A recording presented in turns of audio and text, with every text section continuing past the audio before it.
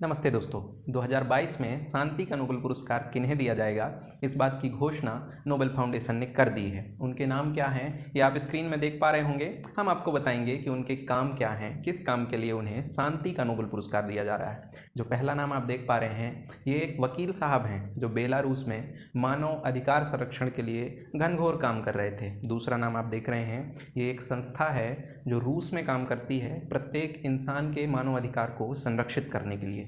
तीसरा नाम आप देख रहे हैं, ये भी एक संस्था है जो कि यूक्रेन की है। ये संस्था भी ठीक वैसा ही काम करती है जैसा कि रूस वाली संस्था मानव अधिकार संरक्षण का काम करती है। ये बात लाजमी है कि 2022 में रूस और यूक्रेन में घमासान राजनीतिक युद्ध हुआ, जिसमें सामान्य मानव जो सामान्य लोग हैं, उनके कई मानव अधिकारों का हनन हुआ है। इन्हीं अधिकारों को बचाने के लिए इन तीन लोगों, एक वकील साहब और दो संस्थाओं ने मिलकर काम किया, जिससे उन मानव के अधिकारों का हनन ना हो और देश में शांति बनी रहे। इन तीनों इंडिविजुअल ने मिलकर ऐसा काम किया है जिनके कारनामे से पूरी दुनिया में मानव अधिकारों को क्रांति मिली है। इसीलिए स्वीडन में बैठी एक संस्था नोबेल फाउंडेशन ने इन तीनों को ढूंढ निकाला है। अभी तक हमने बात की न्यूज़ की, आज हम जानेंगे नोबेल प्राइज़ होता क्या है, कौन देता है, क्यों देता है, किन किन क्षेत्रों में देता है और जब देता है तो क्या क्या देता है। चलिए एक एक करके बात करते हैं। एक व्यक्ति थे सर अल्फ्रेड बर्नहार्ड नोबेल। तीन प्रोफेशन से इन्हें जानते थे। पहला प्रोफेशन, इन्होंने पढ़ाई कर रखी थी इंजीनियरिंग की,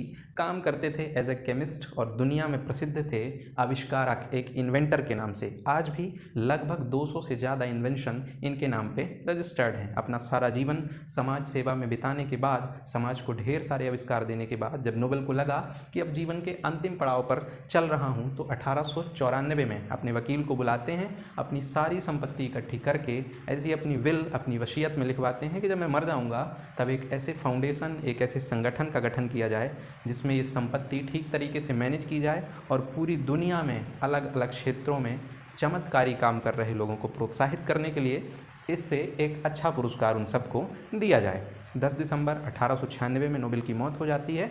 वसीयत के हिसाब से ही काम किया जाता है। एक संस्था का गठन किया जाता है जिसका नाम होता है नोबेल फाउंडेशन। कुछ साल लगते हैं रूल्स रेगुलेशन तय करने में और पहले पार्टिसिपेंट्स ढूंढने में कि नोबेल पुरस्कार के पहले विजेता, पहले उम्मीदवार कौन होंगे। ये सब कुछ करने में 4-5 साल का समय लगता है। सन 1901 में पहले नोबेल पुरस्कार दिए जाते हैं। अब बात कर लेते हैं कि नोबेल प्राइज़ किन किन क्षेत्रों में दिया जाता है। तो शुरुआत में नोबेल प्राइज़ 5 क्षेत्रों में दिया जाता था। Physics, chemistry, medicine, literature and peace, शांति के क्षेत्र में दिया जाता था। लेकिन कुछ समय बाद लगभग 1960 के आसपास से एक और क्षेत्र जोड़ा गया जिसे हम इकोनॉमिक साइंस या अर्थशास्त्र के क्षेत्र में भी नोबेल पुरस्कार दिया जाता है। तो कुल मिला के 6 क्षेत्र ऐसे हैं जिन पे नोबेल पुरस्कार पाया जा सकता है। अब हम बात करते हैं कि जब किसी को नोबेल पुरस्कार मिलता है तो क्या क्या चीज़ें साथ में उसे दी जाती हैं। 4 चीज़ें दी जाती हैं।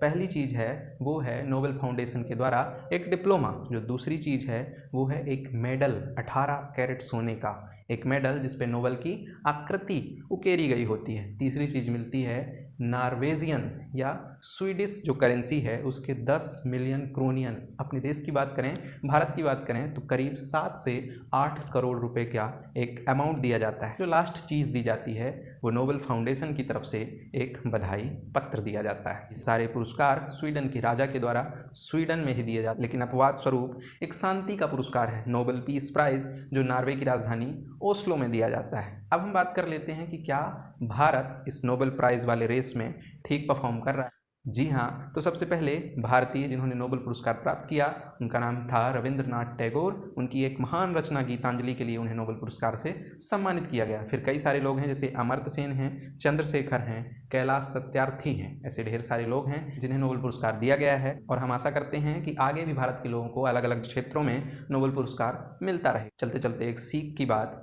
कि नोबेल प्राइज़ मिले या ना मिले इट्स ओके, लेकिन जितना हो सके इस ब्रह्मांड के लिए, अपने देश के लिए, अपने परिवार के लिए और खुद के लिए जितना ज़्यादा से ज़्यादा हो सके अच्छा करने की निरंतर कोशिश करते रहना चाहिए। मिलते हैं नेक्स्ट वीडियो में, तब तक स्वस्थ रहिए, मस्त रहिए। शुक्रिया।